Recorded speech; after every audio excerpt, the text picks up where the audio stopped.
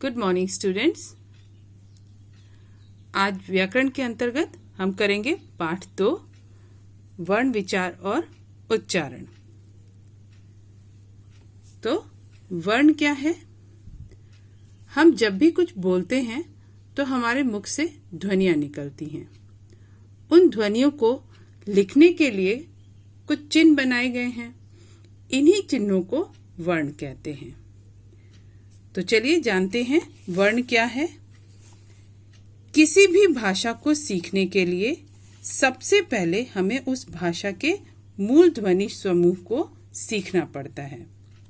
किसी भी भाषा को सीखने के लिए सबसे पहले उस भाषा के मूल ध्वनि समूह को सीखना पड़ता है।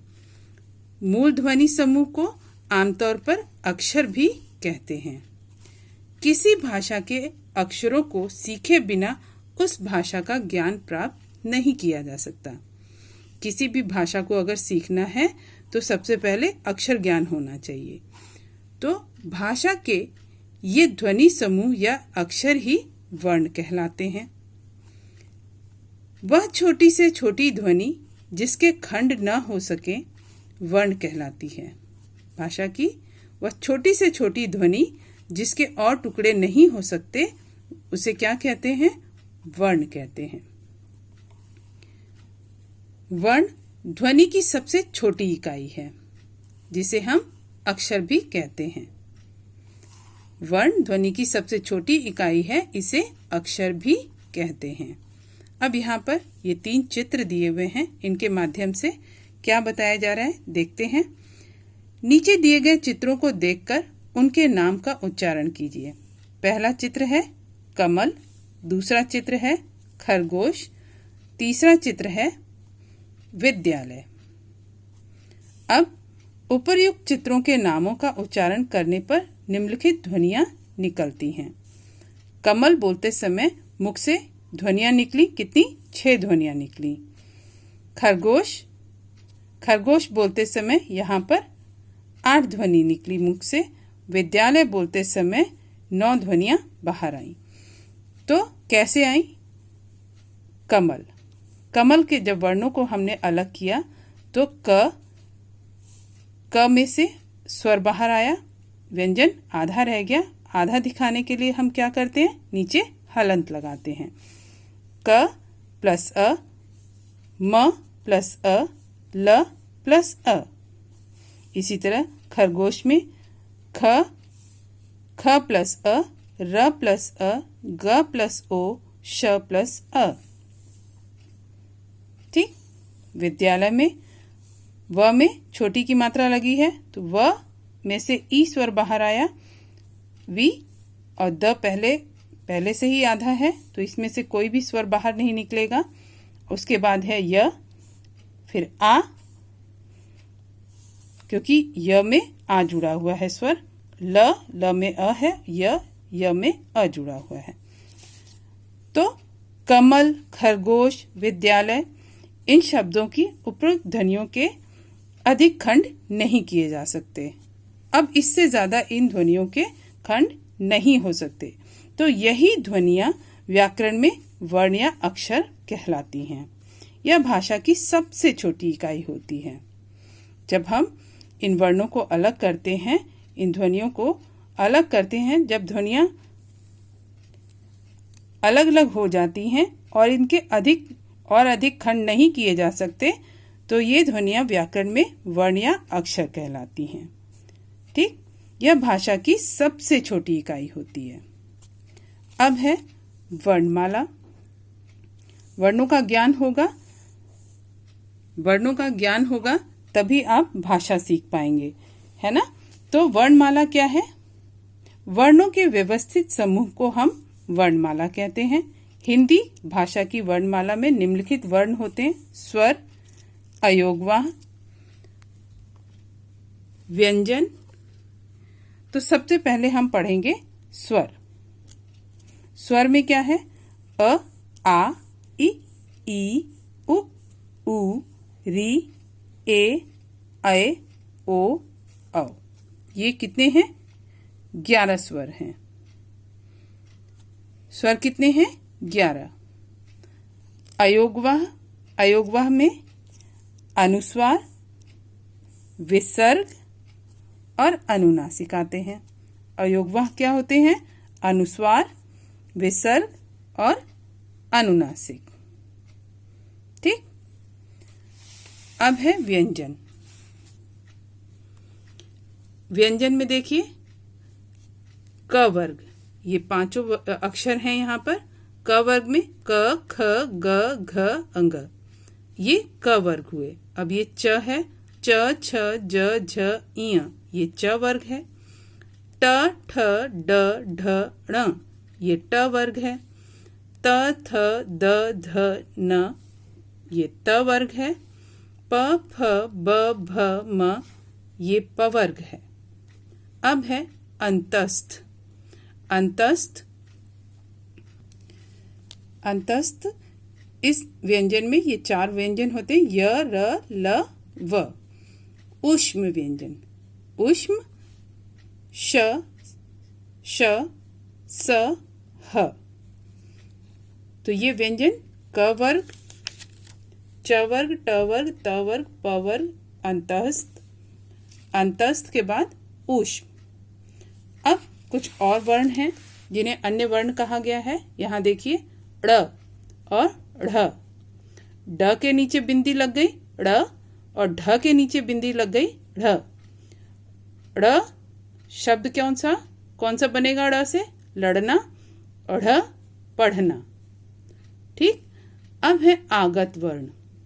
अंग्रेजी और उर्दू फारसी भाषा की ध्वनियां होती हैं। इसमें ये आगत, आ, ज, फ, ये सब आगत वर्ण हैं।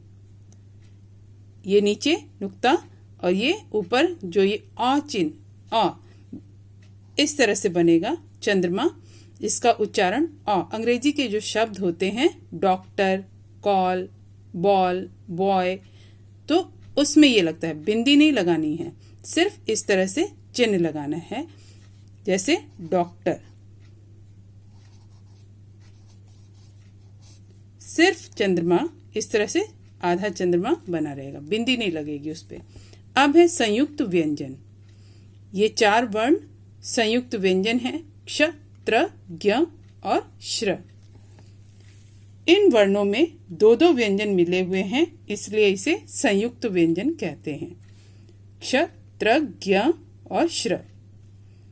क और श से मिलकर, त और र से मिलकर, ज और इय से मिलकर, श्र, स और र से मिलकर। श किससे मिला? क और श से। त्र, त और र से। ज्ञ, ज और इय से। श्र, श और र से। क्ष, त्र, ज्ञ, श्र। अब वर्णों के भेद। वर्णों के भेद हैं, दो भेद हैं। उच्चारण और प्रयोग के आधार पर वर्णों को दो भागों में बांटा गया है। इनका उच्चारण और इनका प्रयोग, इसके आधार पर वर्णों को दो भागों में बांटा गया है, स्वर तथा व्यंजन। वर्ण दो भागों में बटा है, स्वर और व्यंजन। स्वर क्या है? जिन वर्णों के उच्चारण में किसी तरह की रुकावट नहीं होती, जिनका उच्चारण बिना किसी दूसरे वर्ण की सहायता से किया जाता है, उन वर्णों को स्वर कहते हैं। जिन वर्णों के उच्चारण में किसी तरह की रुकावट नहीं होती, जब हम इनका उच्चारण करते हैं तो किसी तरह की कोई रुकावट नहीं होती, इनको बोलते समय कोई रुकावट नहीं होती, और जिनका उच्चारण बिना किसी दूसरे वर्ण की सहायता से किया जाता है, इनको बोलते समय हमें किसी दूसरे वर्ण की आवश्यकता भी नहीं होती, दूसरे वर्ण की हम सहायता भी नहीं लेते, ये स्वतंत्र रूप से बोले जाते हैं। उन वर्णों को हम क्या कहते हैं? स्वर। हिंदी में 11 स्वर हैं। अ, आ, ई, उ, री, ए, ऐ, ओ, औ। ठीक। अब है स्वर के भेद। स्वर के 3 भेद हैं, ह्रस्व स्वर, दीर्घ स्वर और प्लुत स्वर। ह्रस्व स्वर में क्या है? ह्रस्व का अर्थ होता है लघु या छोटा। इन स्वरों के उच्चारण में बहुत ही कम समय लगता है। जब इनका हम उच्चारण करते हैं, इन स्वरों को, ह्रस्व स्वर ये 4 होते हैं, जब इनको बोलते हैं तो बहुत ही कम समय लगता है बोलने में। जिन स्वरों के उच्चारण में एक मात्रा का समय लगता है उन्हें ह्रस्व स्वर कहते हैं। इन्हें मूल स्वर भी कहते हैं। ये संख्या में 4 हैं, अ, इ, उ, री। इनको बोलने में बहुत ही कम समय लगता है।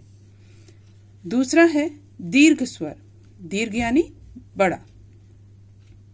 जब इन स्वरों का उच्चारण करते हैं तो ह्रस्व स्वरों की तुलना में लगभग दुगना समय लगता है इनको बोलने में, और ये संख्या में 7 होते हैं। जिन स्वरों के उच्चारण में ह्रस्व स्वरों की तुलना में लगभग दुगना यानी 2 मात्रा का दुगना समय लगता है, इन्हें दीर्घ स्वर कहते हैं।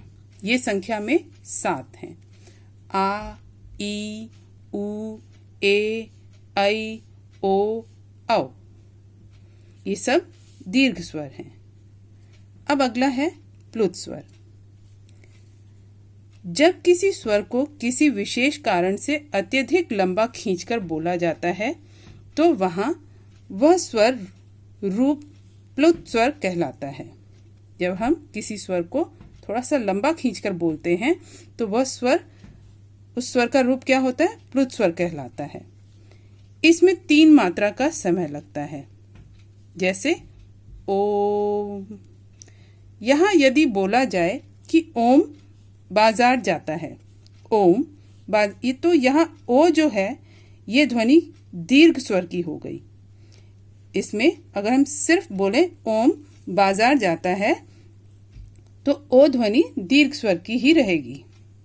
इसे हम प्लुत में नहीं कहेंगे, लेकिन प्राणायाम करते समय ओ को देर तक बोलने से ओ रूप भी लिखा जाता है।